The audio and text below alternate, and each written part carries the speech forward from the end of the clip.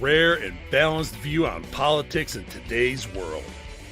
Based on facts, born of rationality, common sense, and logic, providing context on today's events. This is American Perspective with Rick Thomas. Hello, everyone, and welcome to American Perspective.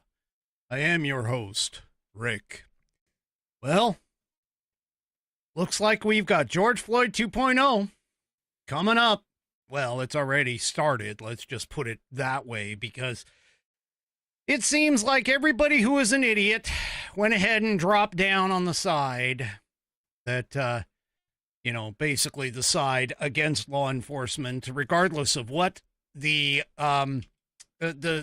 truth, the facts, the evidence all show and demonstrate.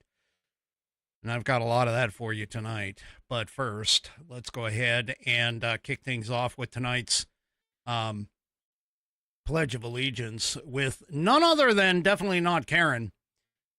So, if you are of mine, please stand, remove your hat if you're wearing one like me.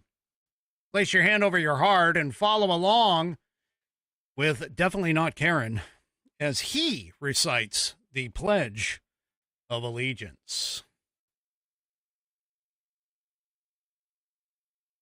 I pledge allegiance to the flag of the United States of America and to the republic for which it stands, one nation, under God, indivisible, with liberty and justice for all. And, of course, I thank you, definitely not Karen, for that wonderful rendition of the pledge. If you would like to hear your rendition of the pledge played here on the program, all you need to do is record yourself reciting or performing the pledge in your style. Take that audio file, video file, whatever kind of file, and attach it to an email address, or an email, and address it to fans, F-A-N-S, F-A-N-S at AmericanPerspective.online. That's fans, F-A-N-S at AmericanPerspective.online, and I will get you into the rotation. You can also do it on your phone, and if you hit the share option, when you get that recording done, you hit the share option, you will be presented with the option to put in fans at AmericanPerspective.online.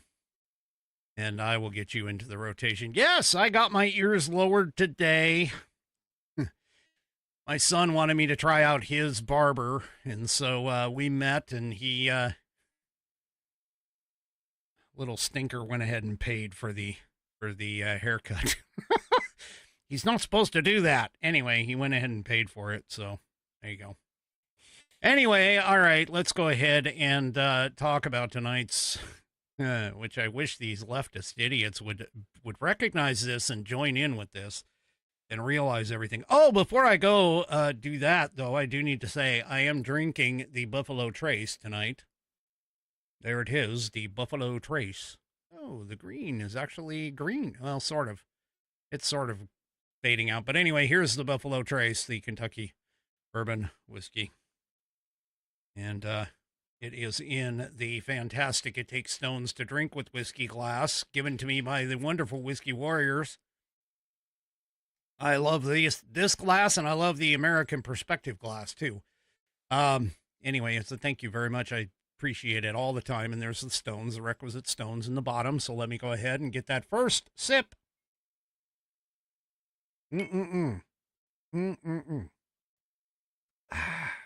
First sip out of the way. Yes, that is good stuff.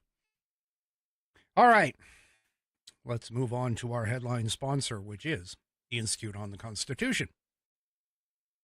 The Institute on the Constitution was established in 2004 as a 501c3 nonprofit with one singular mission, and that is to restore the constitutional republic through grassroots education. All courses and materials are developed using primary source documents and taught from the American view of law and government as defined in the Declaration of Independence in the following 3 key points. 1, there is a God. 2, our rights come from him. And 3, the purpose of civil government is to secure and protect our God-given rights. The IOTC offers us the opportunity to educate yourself on a most precious founding document, the Constitution of the United States. They also provide tools to educate your community and get involved with local government. Start by taking their free U.S. Constitution course and go from there. Use my affiliate link, iotc.americanperspective.online, to sign up. And while you are there, take a moment to look through their other course material and information. I misspelled the word affiliate in my script. Anyway, my affiliate link, once again, is iotc.americanperspective.online.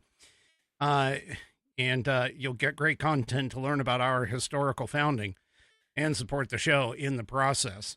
That's iotc.americanperspective.online. Or if you just want to purchase this fabulous Saddleback leather-bound U.S. Constitution to support the show, go to constitution.americanperspective.online. Take a look at this wonderful book. It's got 1/8 of an inch of Saddleback leather wrapped around pages that are water and tear resistant.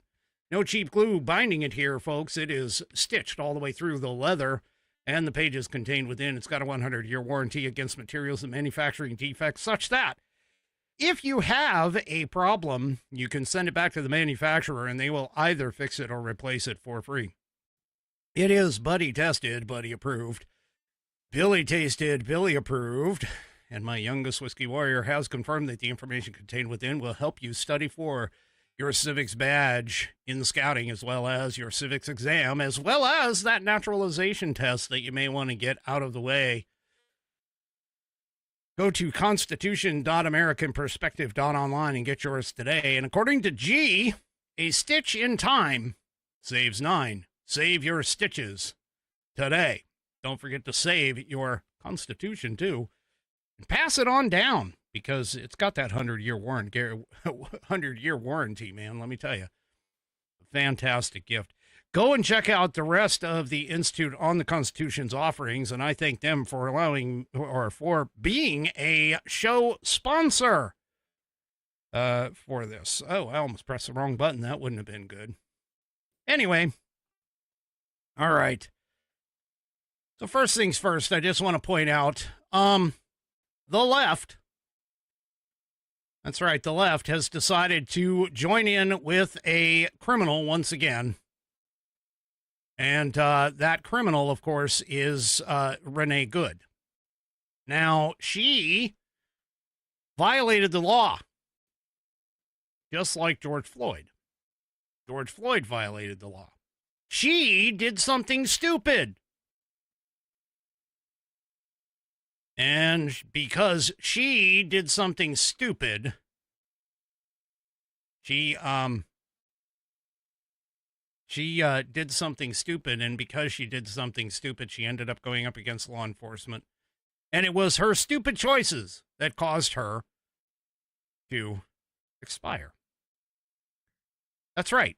That's literally everything that we bring it down to it. That when you break it down, that is the easiest way and the most accurate way to essentially discuss this. Because it was her stupid choices that made it to put her in the situation where she had the opportunity, and I'm not talking about a good opportunity, but she had an opportunity to go up against law enforcement, and she lost. She fought the law, and the law won. Same thing with George Floyd. Now, let me explain something to you. When it comes to George Floyd, everybody sits there and talks about, oh, George Floyd, you know, he was killed because Derek Chauvin sat on his neck. No, that is not true. And in fact, I have the Hennepin counties. Let me see if I can do this here. Hennepin counties. I think this is the right one. Is it? Yes. The Hennepin county's medical examiner's office autopsy report right here in front of me. And right here on your screen. And take a look at this thing. Yeah, right here. It even begins it. The case title actually even tells you cardiopulmonary arrest complicating law enforcement subdual restraint and neck compression. That's basically the cause of death right there. He went into a cardiopulmonary attack. But it goes even further when you start scrolling through this. Oh, hey, first things first, right here, section 3. I've got it highlighted. No life-threatening injuries identified. So if Derek Chauvin was actually leaning on the guy's neck, okay, he would have had some problems. If he was leaning on George Floyd's neck and caused him to die because of Derek Chauvin's knee on his neck, yeah, that would have been it. No.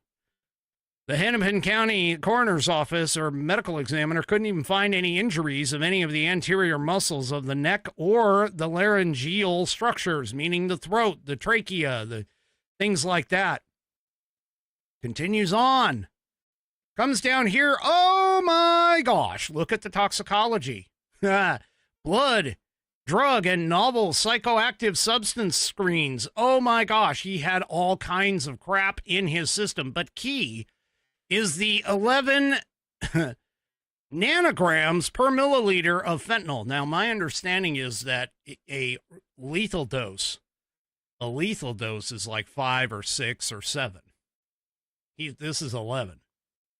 A standard dose of fentanyl is like 2.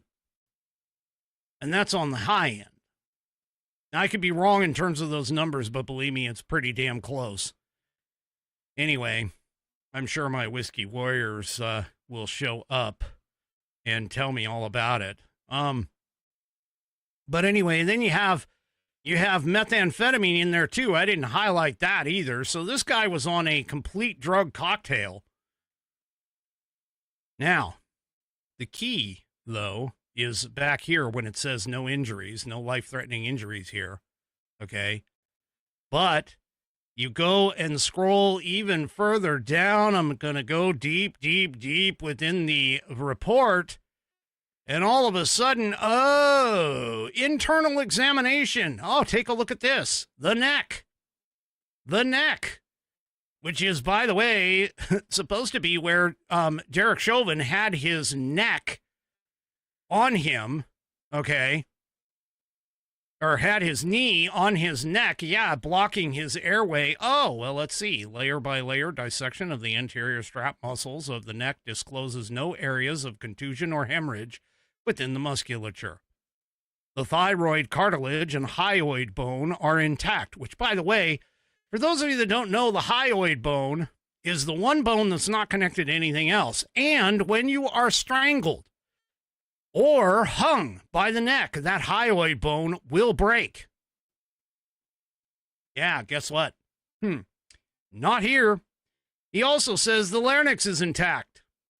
And it's lined by intact mucus. Yeah, the thyroid is symmetric, red-brown, so on and so forth. The tongue is free of bite marks, hemorrhage, or other injuries. There is nothing that is indicating anywhere that this guy, George Floyd, died because his neck was compressed too far, too long, or anything else. And yet,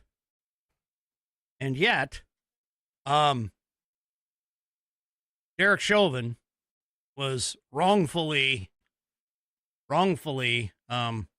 thrown into jail. Wrongfully thrown into jail because of it. Yeah. There you go. Those are several key points within the autopsy report that none of them never went anywhere. Okay. And yet, for whatever reason, I mean, other than the fact that, you know, he was trying to pass a 20, he was high on fentanyl at the time. And also, too, the video evidence shows him with like 2 or 3 tablets on his tongue, the body cam video. Yeah. Again, I'm just pointing out to you, this is another criminal who is being immortalized and memorialized and martyred by the left for doing things that were illegal. Oh, now wait a minute. How does this relate to our little friend, Renee Good? Well, glad you asked, because Renee Good, I gotta find the thing here. Let's see, where is it? Right here. It's at the top. Here it is. Renee Good. Violating 18 U.S. Code 111.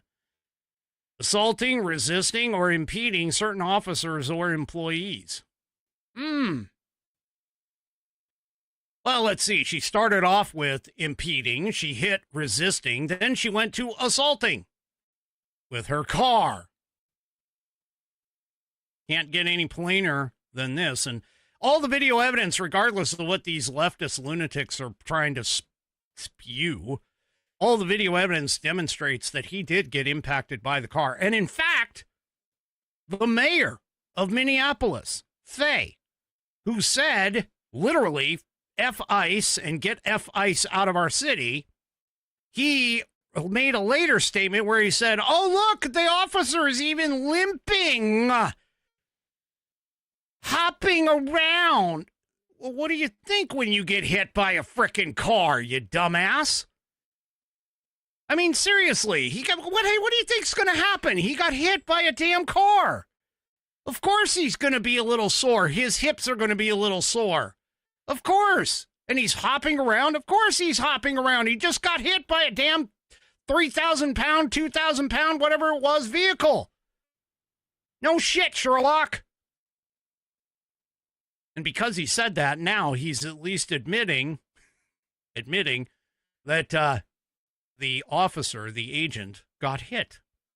He may not think that he's doing that because, let's face it, these guys are utter stupid, complete morons. But anyway, I digress. Well, there's also one other thing that the left has been running around with. And this right here, they keep pointing out, hey, the use of deadly force and prohibited restraint techniques. This is Department of Justice 1-16.200. Yeah. Except there's only one problem. They keep pointing out, excuse me, they keep pointing out these sections right here, section 1 and 2. They highlight those and they think, oh, you can highlight these here. I mean, let me get this a little bit closer here. We're going to highlight these. Yeah, we're going to highlight them because they are, pertinent. Deadly force may not be used solely to prevent the escape of a fleeing suspect. Oh, yeah, that's what they did. He violated this. Except there's only one problem, you morons. You skipped right over the first paragraph right here, where it says law enforcement and correctional officers of the Department of Justice may, that means they're allowed, may use deadly force only when necessary. That is, when the officer has a reasonable belief that the subject of such force poses an imminent danger of death or serious physical injury to the officer or to another person. Oh my gosh. What do you think? What do you think that officer saw in a split second? I showed you the video that was added last night. I showed you the video where he was impacted. The car was going directly at him. What else is he supposed to think? I would say that he has a reasonable belief that he himself, the subject of that particular force, has an imminent danger of death or serious physical injury. Yeah. There you go. See, and the left, of course, is sitting there going, oh, no, you just got to forget that part. Just go to the part below. Oh, no. You can't do that. You can't do that, you dumbasses. I'm sorry, but that's not the way that our laws and how you read these things. You can't just cherry pick. It's kind of like the Bible. You can't just cherry pick one phrase and go, oh, yeah, that's what that means. No, you need to go through and pick all of the phrases, get the context, get the parts around it so you understand why that particular subject came up at that particular point in time. Well, here's why. Because they're basically saying that, hey, this guy can use deadly force, but only when it is necessary. Now, keep in mind, the only time that it's necessary is if the officer has a reasonable belief, sounds kind of funny, a reasonable belief that the subject of such force, meaning the officer himself, okay, the officer himself has an imminent danger of death or serious physical injury. What do you think being run over by a fucking car is? Sorry about that F-bomb. These people, they are so damn dumb. I'm sorry, but they are. And they're all out. There's a whole bunch of them that are all out protesting now across the United States, protesting ICE, protesting all of this, protesting this. As unfortunate as it is, she's the one that made the decision. She decided to go and place herself in between the ICE agents and the road. She decided to not get out of the car. She decided to back up. And then she decided to put the car into drive in opposition to the officer's repeated request to get out of the car.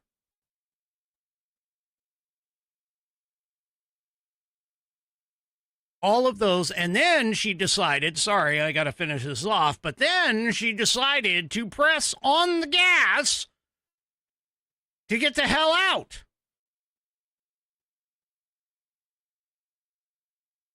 Yeah.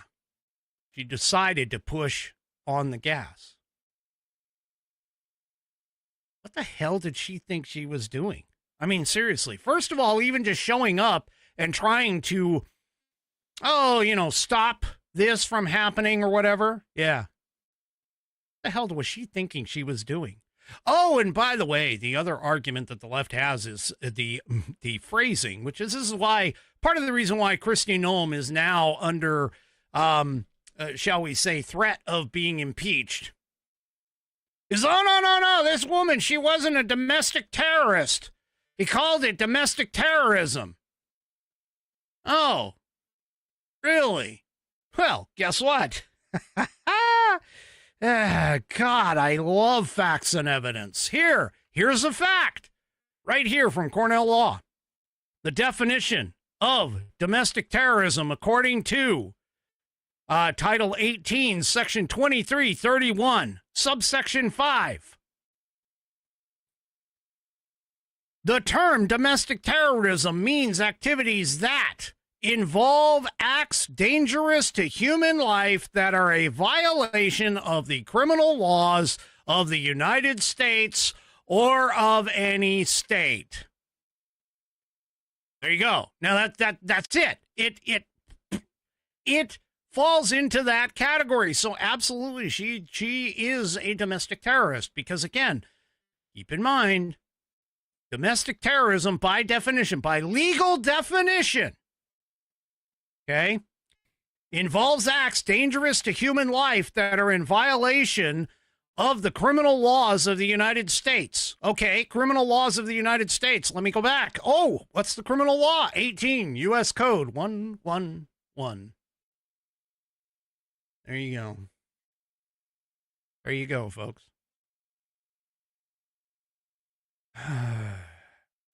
Once again, spewing facts and evidence, dropping truth bombs here on the American Perspective Show.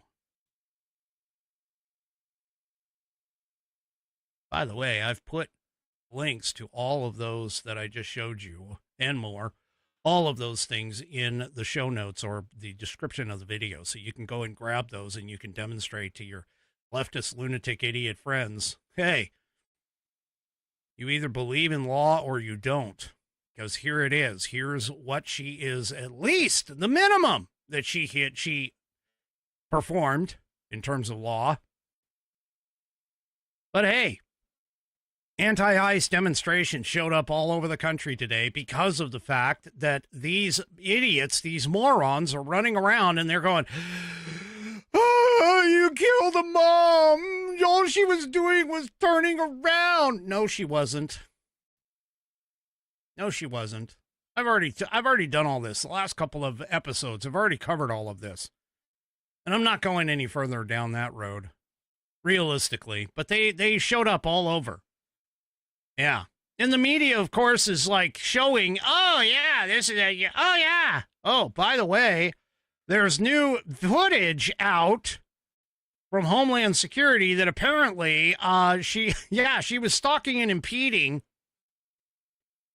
She basically shows that when ICE vehicles attempted to drive down the street with police lights and sirens activated, her SUV blocked the road for more than 3 minutes.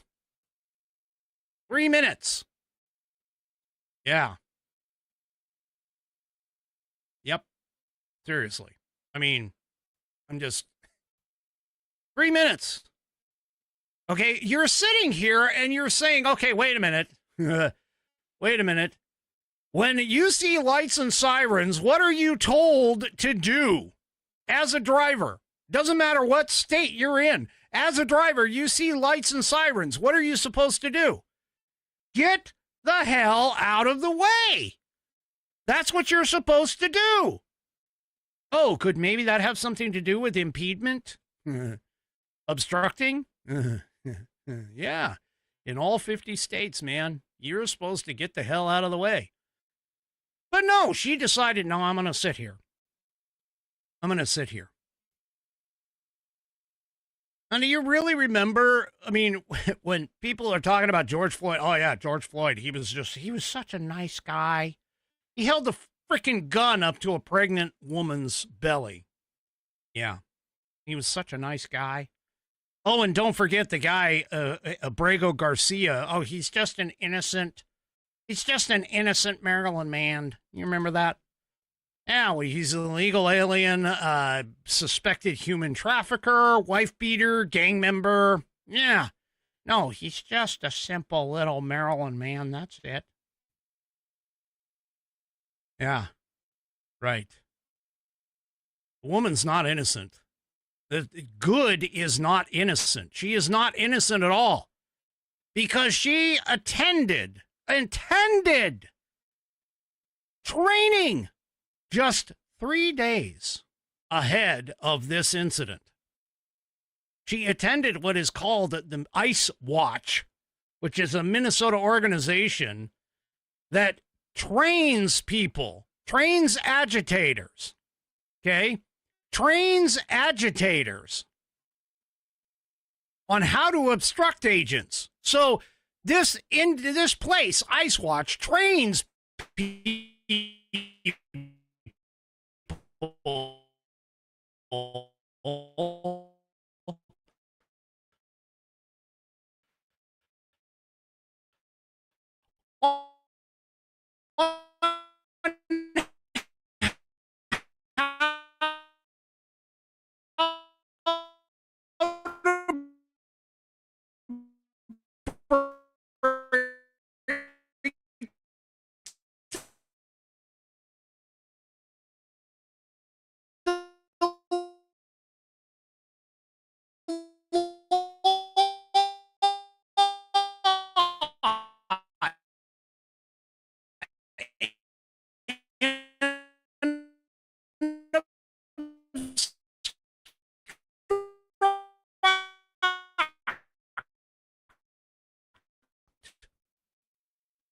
Remember what I said back here?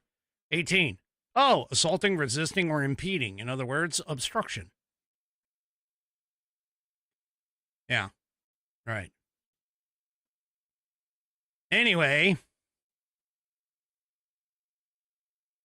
her wife is also tied to all of this too. Because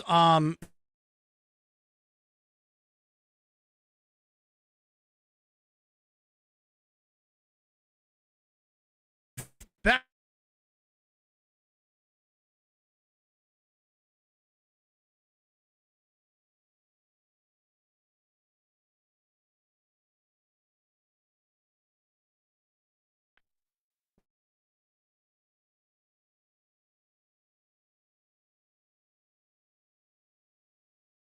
Good was the last one.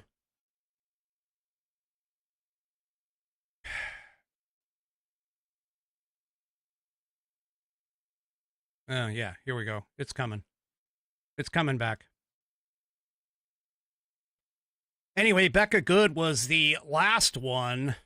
Becca Good was the last thing before what's her name slid out or pushed out and spun out.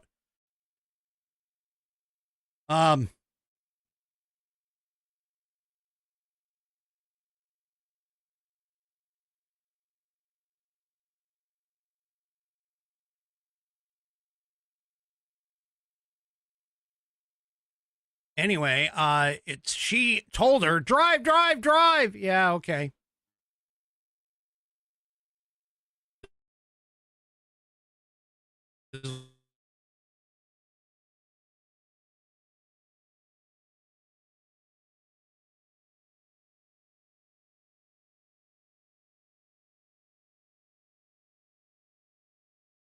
Let me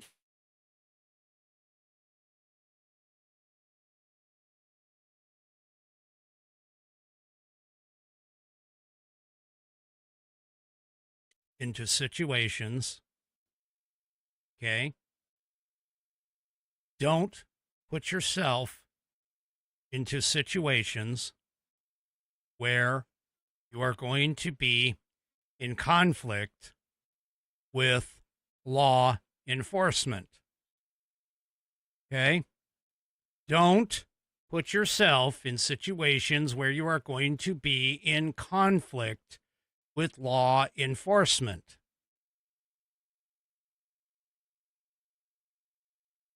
All right. So, by the way, again, Becca Good, the wife, Becca Good, can be heard on video taking responsibility for what happened after the shooting. She was saying that, oh my God, this is my fault. This is my fault. So it's safe to assume that she directed Renee Good to impede traffic and instigate a confrontation so that Becca could record and put it on social media. She's not wrong. So, yeah. Becca was taunting, of course, the ICE officer as the authorities were trying to get Renee to step out of the vehicle. And that's when Renee, of course, said, drive, baby, drive. Yeah. So, sure. Mm-hmm. A woman named Lisa, Leesa, who knew Renee, told reporters that Renee Good was trained against these ICE agents, what to do, what not to do. It's a very thorough training, she says, to listen to commands. Oh, here it is. To listen to commands. To know your rights. To whistle when you see an ICE agent. Yeah. Uh-huh. To listen to commands. That's the first thing this woman said. And that's the first thing that Renee Good did not do. She ended up losing her life for it. Well, in response to all this, Tim Walz, of course, threw his freaking nose into it. Tim Walz and other Democrats. Yeah. Apparently, they've forgotten history. They've forgotten that the Civil War didn't start overnight. They've forgotten that the Confederate South had a desire to nullify federal law, which is exactly what this governor is attempting to suggest. Yeah, nullify federal law. Let's see how well that's going to go over, because there's this thing, by the way, in the Constitution. It's established under Article 6, Paragraph 2. Get out your Constitution here. Let's get out the Constitution. Article 6. Not very many people know about Article 6. But Article 6, Section 2. Let's see. This Constitution and the laws of the United States, which shall be made in pursuance thereof, and all treaties made, or which shall be made, under the authority of the United States. Oh, hey, guess what? Here it comes. Shall be the supreme law of the land. So in terms of, Tim Walz trying to say, oh yeah, we're not going to be enforcing, because we're a sanctuary state, we're not going to be enforcing federal law. We're not going to be enforcing federal immigration law. Oh, wait. So the Supremacy Clause, which right here says that the laws of the United States, which shall be made in pursuance thereof, in pursuance of the Constitution, under the authority of the United States, shall be the supreme law of the land. And anything in the Constitution or the laws of any state to the contrary, notwithstanding. So in other words, yeah. The United States Constitution is the supreme law of the land, and any laws that are created under the Constitution in support of the Constitution. Now, somebody could sit there and make the argument, well, Rick, you keep talking about what's not in Article 1, Section 8 is not a responsibility of the federal government and therefore is illegal. Yeah. Except there's only one problem here. Let me explain something to you as soon as I can find it here. Oh, here it is. Let me explain something to you. No, maybe that's not it. Where did it go? Oh, yeah. No, well, I can go ahead and read it anyway. I thought I had it.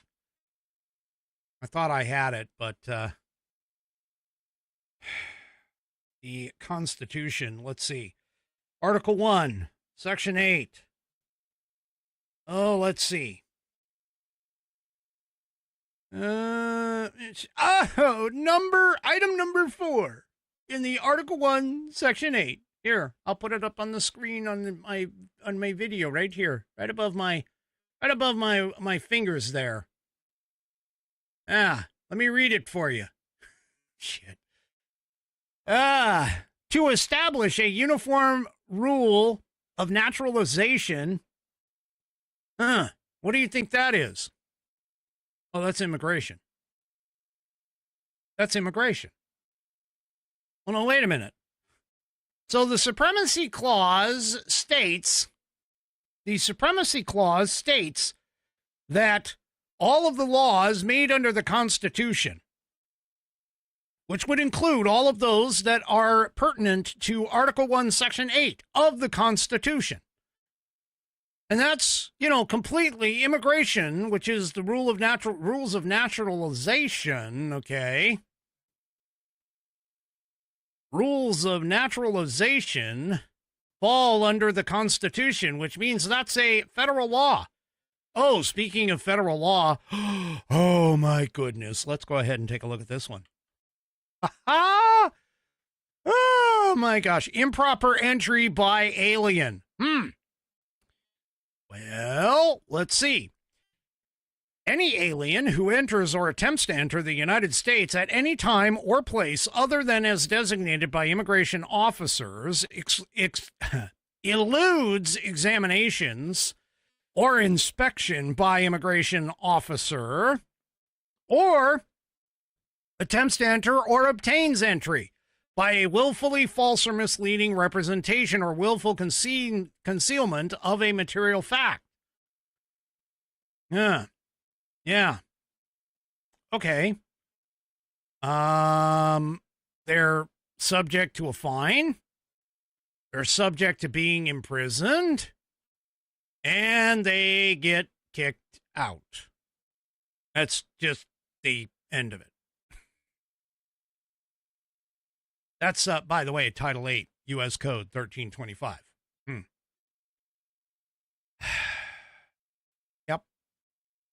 Improper entry by an alien gets you deported. There is no passing go. There is no doing anything else. You get fined, potentially could be imprisoned. You could be kicked out. Now, keep in mind that if they do it again,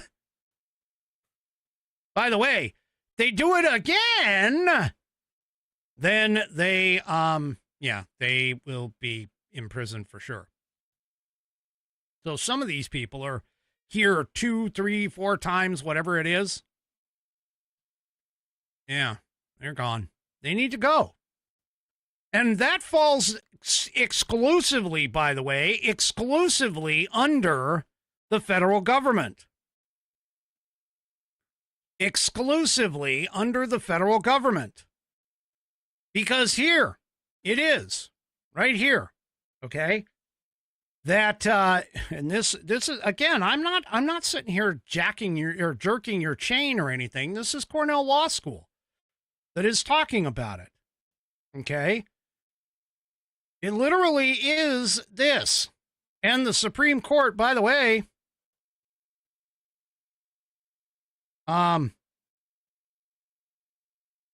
me see. Where did I see this? Because I know that is okay. Well, first of all, the Supreme Court, by the way, this falls under it. Just so you know, this falls under the idea of the Constitution only applying to U.S. citizens, because right here, oh my gosh. Yeah, see, here I go again. I'm just pulling out some facts and evidence, bringing the receipts right here. Right here, it says, oops, okay, so it's not going to go down any further. Right here, it says the Supreme Court has described naturalization as, quote, the act of adopting a foreigner and clothing him with the privileges of a native citizen. You know what those privileges are? Those privileges are the same privileges that have been given to the people under the United States, or of the United States, because you're not a person of the United States until you become a citizen.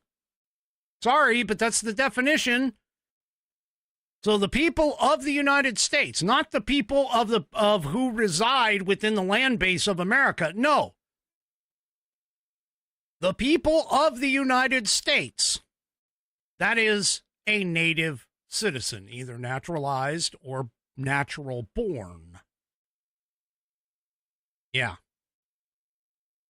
It also continues here, and it says, pursuant to this authority, Congress may legislate terms and conditions by which a foreign-born national alien may become a U.S. citizen. Then it continues and says, moreover, Congress's power over naturalization is exclusive. States may not impose their own terms and conditions by which aliens may become U.S. citizens. So again, this is 100% a federal responsibility. And in fact, the laws pretty specifically state that the states themselves are to assist.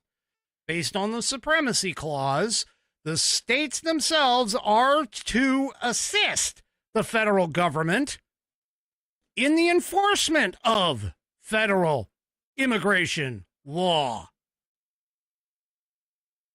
So here we go. Okay? Here we go, folks. I can't get any clearer than this. And this is under Article 8, Article 1, Section 8, Clause 411, overview of the Naturalization Clause. You can find this. Cornell Law. This is the legal representation, the legal interpretation of everything that is going on here, people. Seriously. Seriously. There is no question in terms of the laws that are being broken here, that are being ignored here, that are being taken over here. Oh, and by the way, let's talk a little bit about Tim Walz's comments about deploying the National Guard to protect the citizens of the state against the American federal government. Yeah, about that. Again, there's that supremacy clause in play. Tim Walz basically has kind of started the idea like the Confederacy. So he's basically kicking off Civil War 2.0. Literally. I mean, this is absolutely freaking ridiculous that they're even doing this. But anyway. Let me take a quick break. I got a couple things. I missed the on this day in American history, so I got to go back. But before I do that, let me talk to you about this wonderful elixir that I drink every single morning. It's known as coffee. And if you still haven't tried 1775 coffee, now is your shot. The 1775 starter kit just dropped. There's a limited number of units available. In each kit, you'll be receiving the bold dark roast that hits hard, the smooth medium roast, and the Vitality Mushroom Coffee that has clean energy and laser focus with no crash. All of these coffees are single origin, small batch, toxin-free, and mold-free. Plus, you'll also be getting my personal favorite, the Gold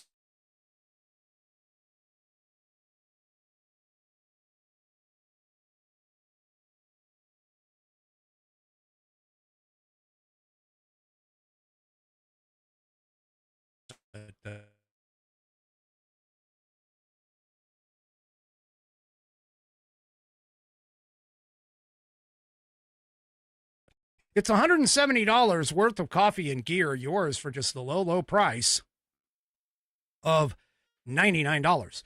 This is for the ones who've been watching 1775 coffee blow up on Rumble and wondering if it's actually worth it. Spoiler alert, it is. Go to the numbers 1775coffee.com. That's 1775coffee.com. That 1775 coffee is all one word. So 1775coffee.com/studio, STUDIO. And what we end up with is grabbing your starter kit before they are gone. Go to 1775coffee.com/studio. Grab your starter kit, bold beans, clean fuel, and a morning routine that stands for something, just like Rumble does. Go to 1775coffee.com/studio and grab your starter kit today.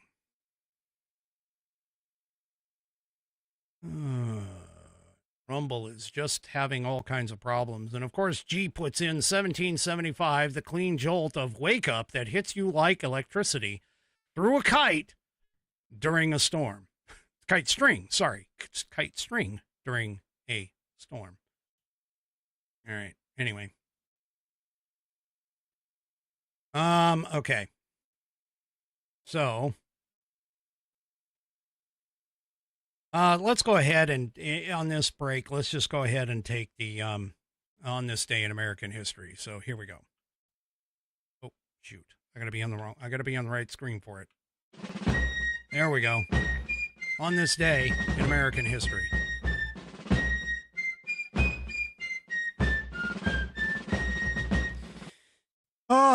And for on this day in American history, we always read from the American Patriots Almanac, written by William J. Bennett and John T.E. Cribb, chock full of all kinds of interesting factoids about these United States. As you can see, we restarted. We're in the beginning of the book now.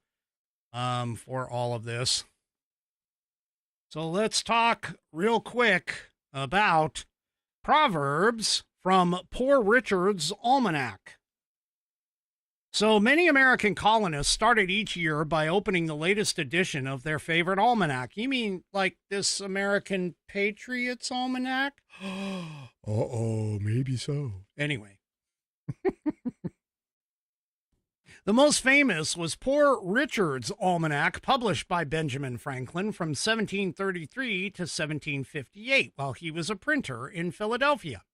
Readers appreciated the almanac's weather predictions, astronomical data, and agricultural information, but they especially loved its humor, verses, and practical advice, all dispensed by the pen of poor Richard Saunders, a fictional astrologer whom Franklin invented to be the editor of his publication. Some of Poor Richard's proverbs, such as "a penny saved is a penny earned," and "early to bed, early to rise makes a man healthy, wealthy, and wise," are still quoted today. Many of the aphorisms came from early writers, ranging from Greek to English, but were Americanized often for Franklin's readers. So here's a few more proverbs from Poor Richard. "With the old almanac and the old year, leave thy old vices, though ever so dear. He that riseth late must trot all day, and shall scarce overtake his business at night. Well done is better than well said. People who are wrapped up in themselves make small packages. Little strokes fell great oaks. If a man could have half his wishes, he would double his troubles. One today is worth 2 tomorrows. He that by the plow would thrive himself must either hold or drive." And finally, laziness travels so slowly that poverty soon overtakes him. Oh, and that is today's On This Day in American History, which I was supposed to do at the beginning of the program. And yes, my unofficial producer, Nana, has already chastised me, saying that, yeah, see what happens when I'm off? Yeah, I know. I really need a producer. I do, but unfortunately I can't afford to pay one. So all you guys will just have to do for now and remind me of things when it happens. Anyway. All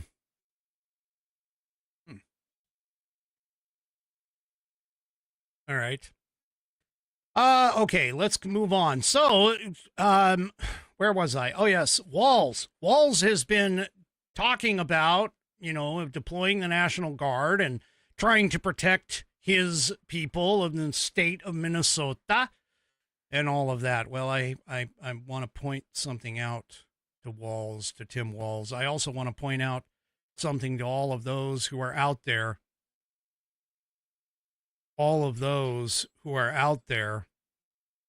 Who are, well, let's just say, participating in what's been declared now an unlawful assembly. So, yeah, there was an unlawful assembly apparently in Minneapolis, and law enforcement agents or law enforcement officials arrested a handful of protesters. This was on Friday, when they did not leave the area after it being declared an unlawful assembly around 10:30 p.m. Central Time. Multiple agencies were present at the demonstration that was located at 3rd Street and Park Avenue, declaring that protesters leave or face arrest. A handful of people were cuffed and taken into police custody just after 11 p.m. The suspects did not appear to resist arrest, which is a good thing. A scattered crowd continued to move throughout the area for several hours, prompting unlawful assembly multiple times to be declared throughout the night and into the early morning hours. Okay. Now, the police presence last night in downtown Minneapolis was much different than the scene at the Bishop Henry Whipple Federal earlier in the day, when federal law enforcement officers deployed non-lethal bullets and chemical agents on hundreds of protesters. See, this is part of the problem. See, Walls is going to not allow, or the mayor is not going to allow the police, the local police, to assist the federal law enforcement officers down at the federal building. So, yeah. Anyway,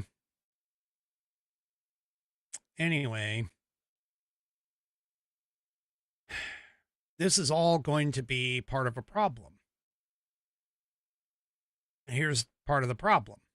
The problem is that they are falling right into the Title 10 U.S. Code, Chapter 13, Sections 252 and 253. Let me explain. All this needs to happen. Okay? All that needs to happen is the president consider an unlawful obstruction, combination, or assemblage, or rebellion against the authority of the United States,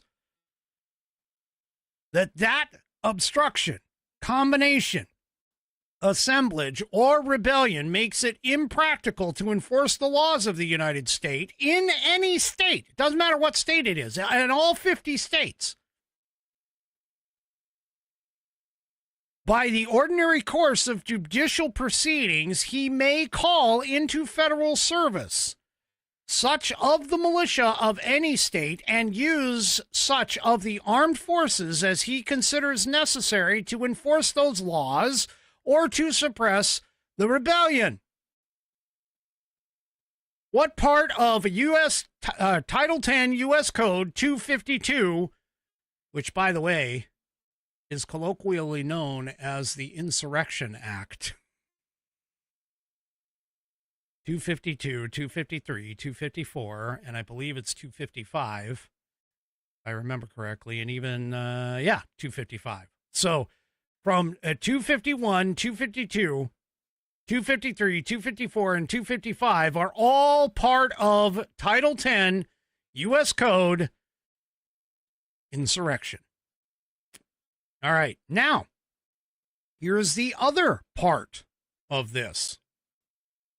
That the president, by using the militia or armed forces, or both, or by any other means, shall take such measures as he considers necessary to suppress in any state any insurrection, domestic violence, unlawful combination, or conspiracy if it, quote, so hinders the execution of the laws of that state and of the United States within that state.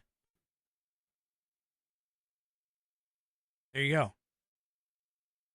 It also points out that it is constituted the authorities of the state are unable, fail, or refuse.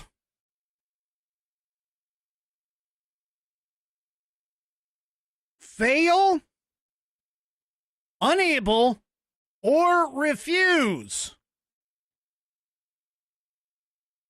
So just by the mere act of Tim Walz saying, hey, I'm not going to enforce the laws here, we're a state, and it's not just Tim Walz, it's also J.B. Pritzker, it's also the idiot in Oregon, it's also potentially the idiot here in Washington, who sits here and talks about that. Okay?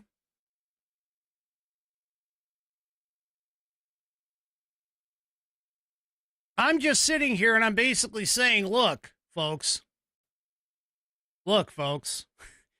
you guys are skirting on going after and forcing the president to do something that he probably doesn't want to do, which is essentially invoke the Insurrection Act, which the Insurrection Act is the one act that avoids the Posse Comitatus Act, which is the deployment of U.S. troops on American soil.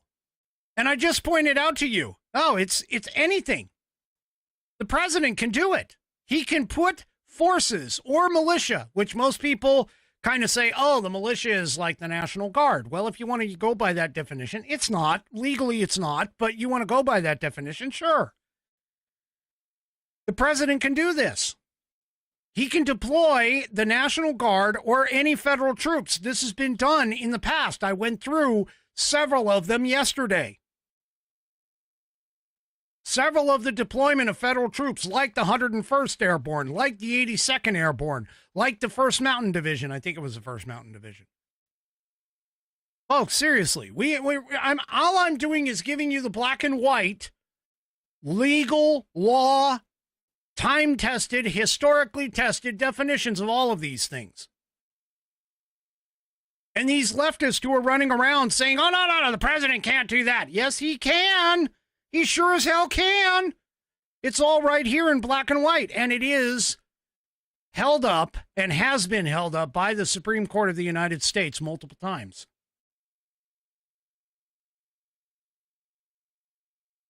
By the way, under Title 10 U.S. Code, Section 253, it says that if the president can use this, if the unlawful combination, insurrection, domestic violence opposes or obstructs the execution of the laws of the United States or impedes the course of justice under those laws.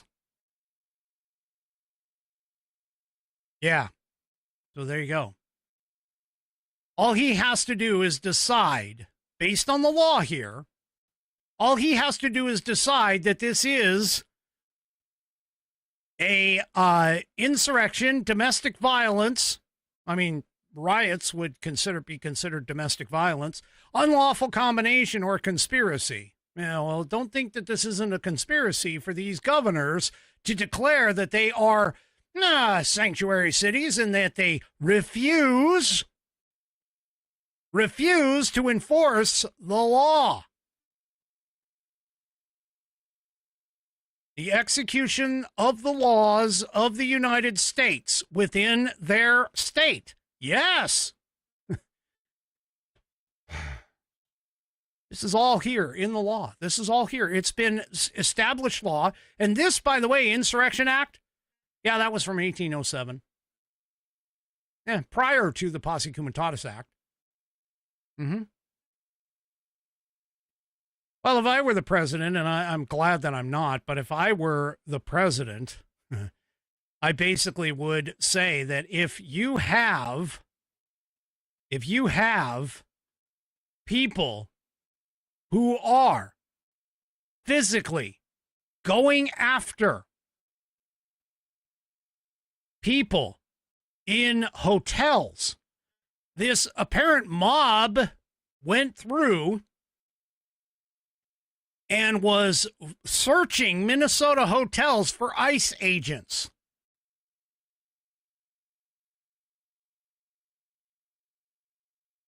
Seriously.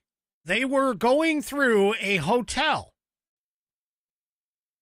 and attempting to find and attempting to, search out ICE agents and other federal law enforcement agents. What were they going to do with them? Oh, they were probably going to beat them up or something along those lines, do some kind of violence toward them.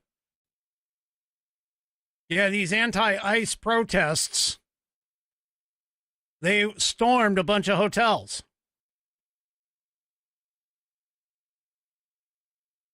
So, the radical mob hit the hotels on Friday night. They were looking for them. They stormed the Depot Hotel. You can see, apparently in some of the videos that are out there, you can see that someone was carrying a flag for the Communist Party of the United States, which is an oxymoron in and of itself. Yeah. They overturned things in front of the building. They toppled things inside the building. They graffitied F-ICE on the windows and doors. Simply because ICE agents were rumored to be staying at the hotel.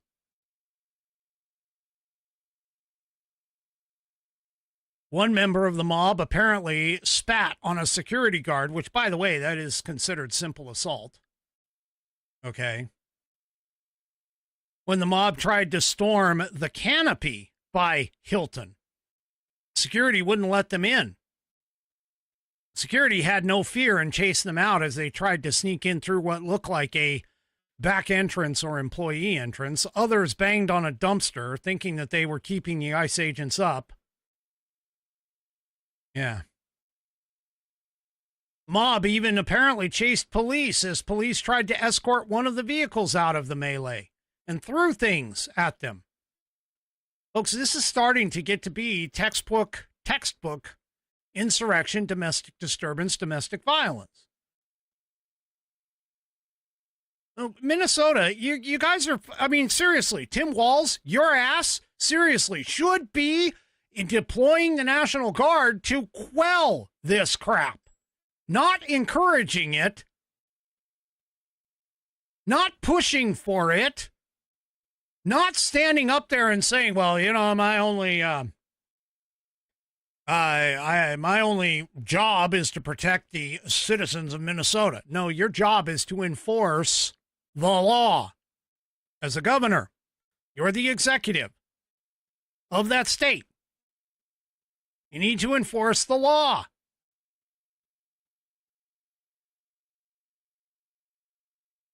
Anyway, folks, this is getting to be some serious crap here, and it's going to get worse before it gets better, because these idiots are still running around thinking that not only that ICE agents did something illegal, which they didn't, that ICE agents did something against policy, which they didn't. I've already shown you all of that. I've told you all of this, that Renee was just a simple mom trying to turn around. Yeah, you've seen all that. I've talked about that the last three or three episodes, last 2 or 3 episodes.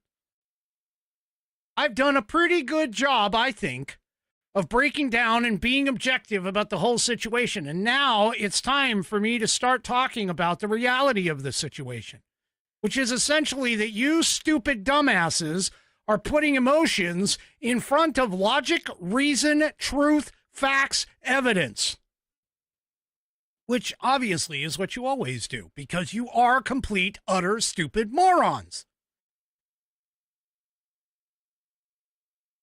I even had some leftist get onto my Facebook page and frickin' threaten my life by saying that I needed to go get kirked.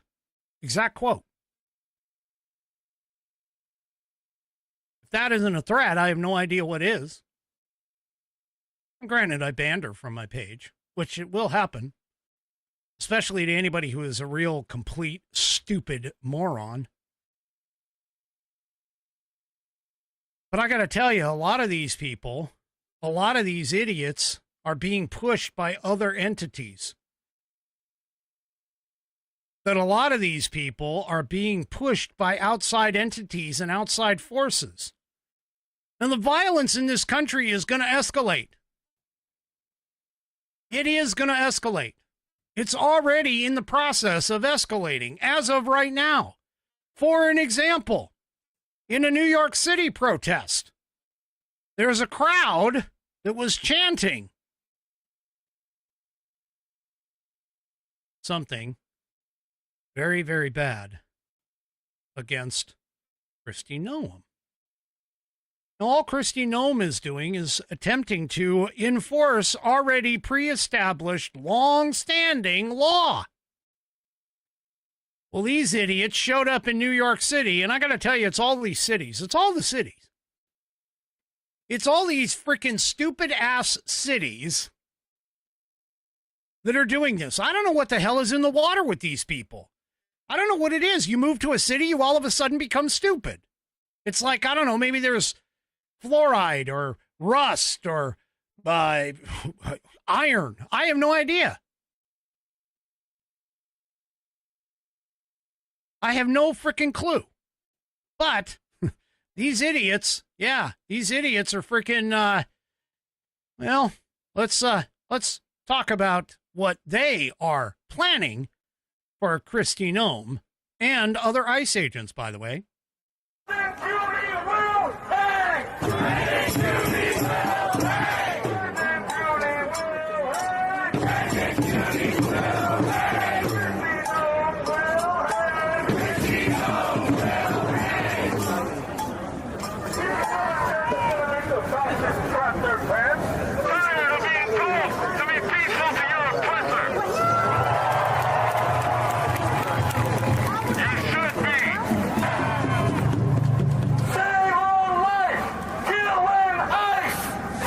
Okay, so just for the audio portion of the program, that first chant was Christy Nome will hang.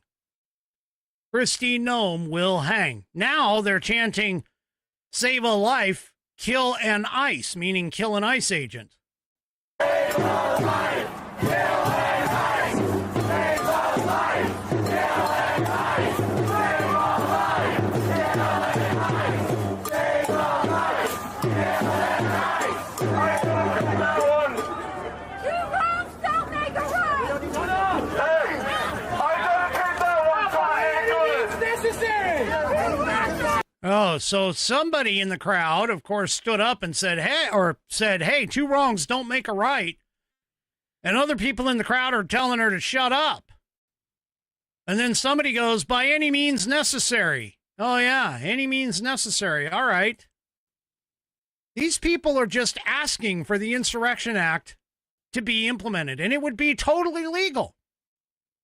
It would be totally legal, totally correct, because again, all of everything that I've shown you, everything that I've taught, I am literally probably the most objective person you could ever run across in your life. I don't get emotional about hardly anything. And believe me, if that agent had done something wrong, I absolutely would have called him out for it. But the problem here is that everybody who is in these crowds doing these protests, they think about nothing. They follow their emotions. It's like their frontal lobes have not developed at all. They have the impulse of a freaking teenager. They have the impulses of a teenager. Whatever they feel, that's what they're after. Whatever they feel is the problem. Without having reason, logic, intelligence, comprehension, understanding. These people, I'm telling you, these Democrats, they're all Democrats. Every single one of these assholes are Democrats, I guarantee you. I mean, this is New York City, so, well, most of these are socialist, Democratic socialist, probably. Which, speaking about that, Democratic socialists, yeah, you remember how Ma'am Danny was saying, oh, no. I am,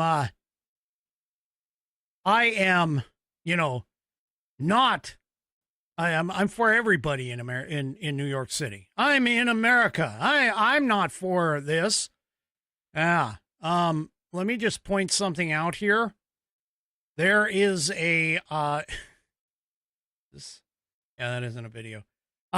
There was a protest, a pro-Hamas protest that broke out outside of a New York City synagogue. And that rally, by the way, and this is in the Washington Free Beacon, for those of you that don't know. I mean, here it is. So let me just go ahead and show it to you. Washington Free Beacon. Pro-Hamas chants erupt outside of a New York City synagogue at a rally promoted by, oh, who is this? Yes, Amon Dami, Ma'am Danny, whatever his freaking name is pronounced. Linked group. Yeah, Ma'am Danny. And he didn't do anything about it. In fact, he probably told the New York City Police Department to just stay away, to not do anything. Now, granted, there's a couple of images here that do have what appears to be a police officer, and they do have, fences up and things like that. But here's what the protesters were chanting. Say it loud, say it clear. We support Hamas here. You know what Hamas is? Hamas is a terrorist organization. They kill, not only do they kill, Israelis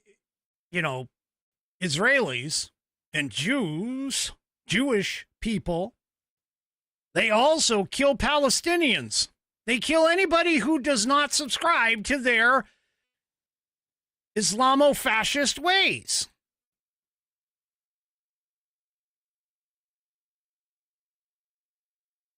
Chants of "We support Hamas" and "Globalize the Intifada" erupted outside of a Queens synagogue on Thursday at an anti-Israel event promoted by a Muslim group with extensive ties to Zohran Mamdani.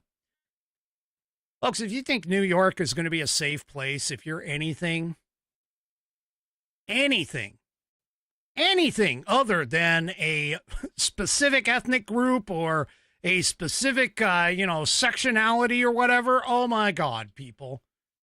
You are dumber than a frickin' box of rocks. That's all I'm going to say. That's all I have to say. So apparently, the Muslim American Society of New York, which is one of the largest Islamic groups in the state, promoted the event on its social media accounts, and members of Massa's Youth Center posted live videos from the protest outside of a synagogue. Seriously? What does that synagogue have to do with Israel? What does that synagogue have to do with politics or the politics in Israel? Hey, what the hell is this? Seriously. The Palestinian Assembly for Liberation, AWADA, or AWDA, whatever, which is a very virulent pro-Hamas group, organized the protest. And it was organizing it against an Israeli real estate company it claims to be selling stolen Palestinian land. That some of these people, or a dozen activists, keffiyeh-clad activists, appeared in Kew Gardens Hills to protest an event that was promoting land sales in Israel. Yeah, there's never been a Palestinian state, ever in history. Never has been. They've never been recognized as a nation. So, yeah. Anyway, I mean, this is just the beginning, folks. This is just the beginning. This is what you're going to see every single day, more than likely moving forward. Professional activists, by the way, are going through these trainings to use guerrilla tactics.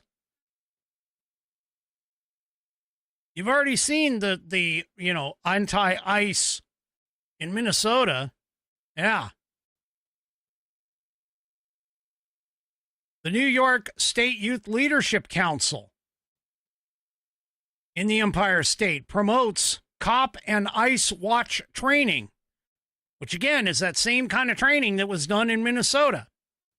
It teaches what anti-ICE activists call SALUTE, S-A-L-U-T-E, method of monitoring activities. The acronym stands for reporting size, strength, activity, action, location, uniforms, time, and date. Well, that's kind of a interesting thing. That's sort of close to the same type of thing that they teach you in the military.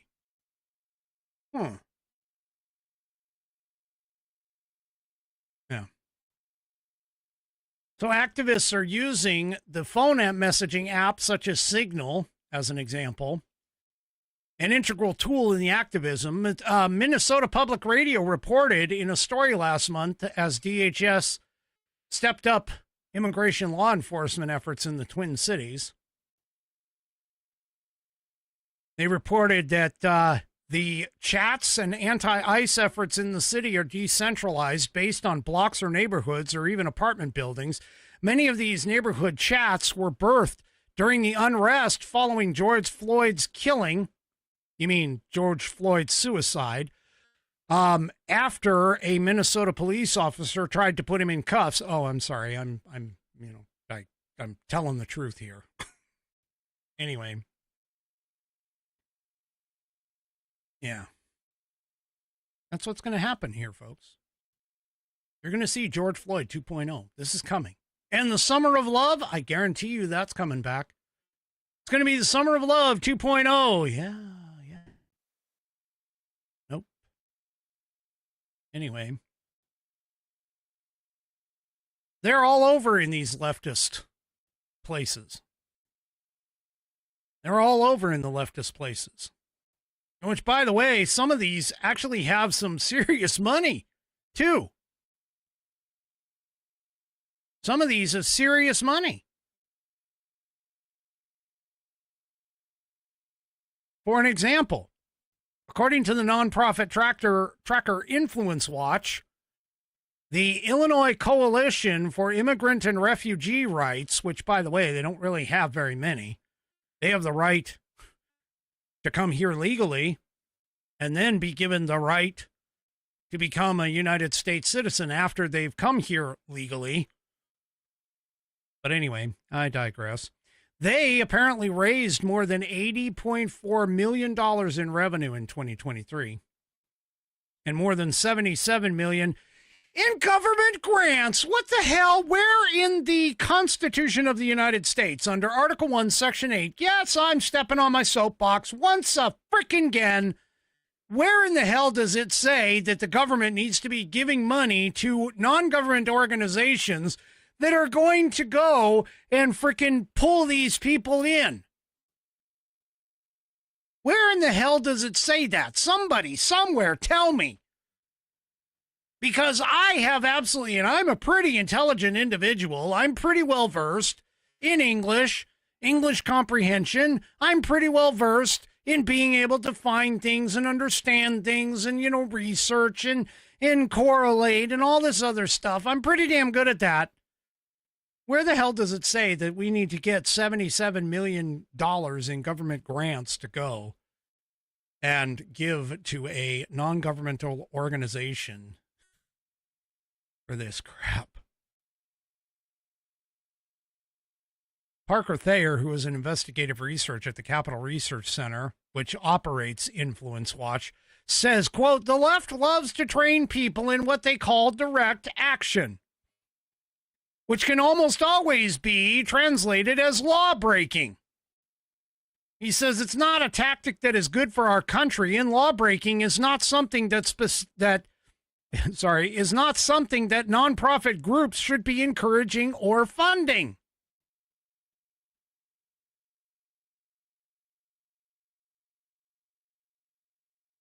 Anti-ICE activists on numerous occasions have attempted to impede law enforcement operations, physically assaulting officers, ramming them with vehicles. And I showed you tonight, 18. Title 18, United States Code, Section 111. It's not that hard to remember. I remembered it. Everybody should remember it. That is the one law that basically states that you can't do that to any federal officer.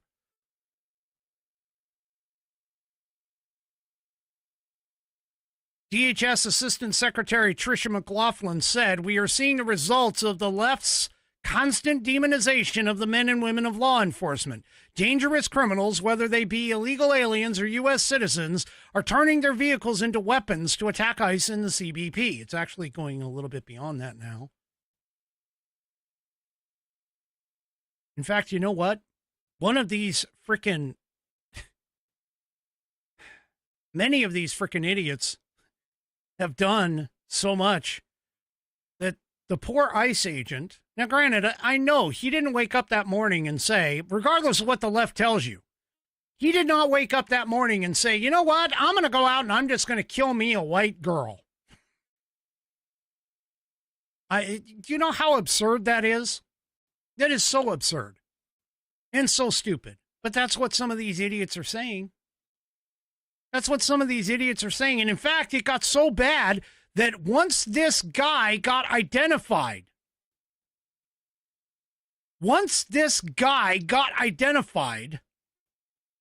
federal officers had to swarm his house, pack up his belongings, and take him to a safe place.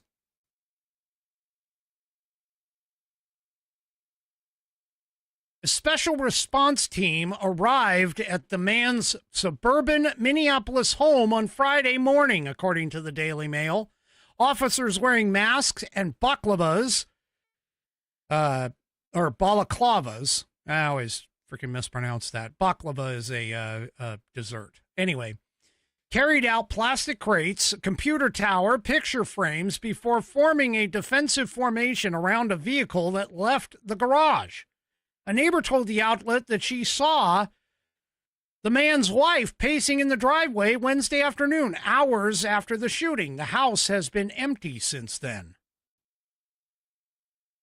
There is absolutely no reason why these idiots, okay, there's absolutely no reason why these idiots should be causing this kind of problem. Seriously.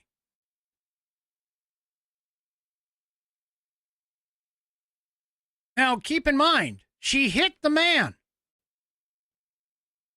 She hit the man. She also had there was also another officer who was in potential of getting hurt, potentially seriously injured.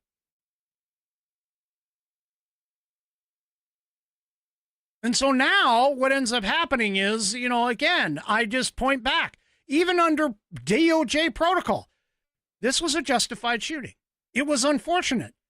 It was justified. It was unfortunate because the dumbass person by the name of Renee Good decided, and yes, it was a conscious decision, not once, not twice, not 3, 4, 5, whatever, to do this item, this thing, to put her into that kind of a situation, and of course, escalate it.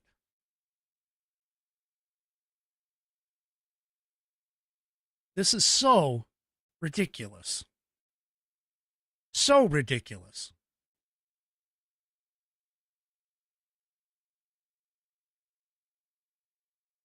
And this poor guy and his family are now going to have to go through all of it. I mean, it's bad enough that he had to shoot her, but he was in danger. He had a reasonable fear for his life.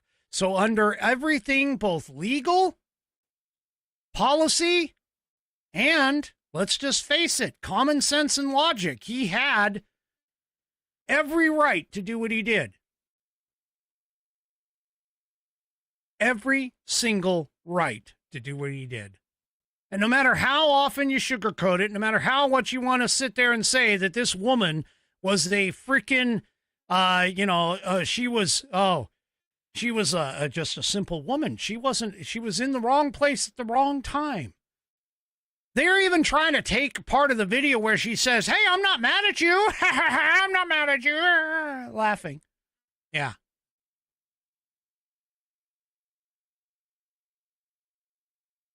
They're also now making plays. Nana points out in the chat, she goes, Good was acting bad. That was picked up on by all of the people. They were like, Good actually was good. No, she wasn't. She was a stupid idiot. I'm sorry. I'm just going to put it out there because she was dumb. She put herself into a very bad situation and decided to escalate things rather than doing what the training supposedly says. Listen to instructions. She didn't bother with that. She didn't bother with that. Well, by the way, our Attorney General, Pam Bondi, well, she has a message for the idiots that are out there. Her message basically says, do not test our resolve. She said, quote, she wrote this on X, quote, peacefully protesting is a sacred American right protected by the First Amendment. Obstructing, impeding, or attacking federal law enforcement is a federal crime. So is damaging federal property. If you cross that line, you will be arrested and prosecuted. Do not test our resolve. And I don't think these people want to test this president either. Because believe me, he has the legal right. I've already outlined everything in the law. He has the legal right to deploy the military, to go into the city of Minneapolis, to go into all of these other cities, to deploy the United States military, to go and quell these unlawful protests, riots, insurrections, rebellions, whatever you want to call them. It's all here. It's all in the law. And I've just outlined the entire thing, the entire case. These are the facts, and they are undisputed. Alrighty, folks, that is it for me for this evening. Do me a favor, if you haven't already, head on over to rumble.com, get yourself an account. It is free. And once you are signed up and signed in, make sure that you hit or search up, the American Perspective channel and hit that green follow button to get notified every time that I go live. Also, too, don't forget to give me a thumbs up, thumbs down, or if you're 3 Chevy, a thumb sideways across all of my platforms, whether it's X, YouTube, Facebook, or, of course, the aforementioned Rumble. We will see you Monday. And I'm sure I'll have a lot to talk about, but we will see you Monday, 5 p.m. Pacific, 8 p.m. Eastern Time, right here on American Perspective. Have a great rest of your weekend. And good night, everybody.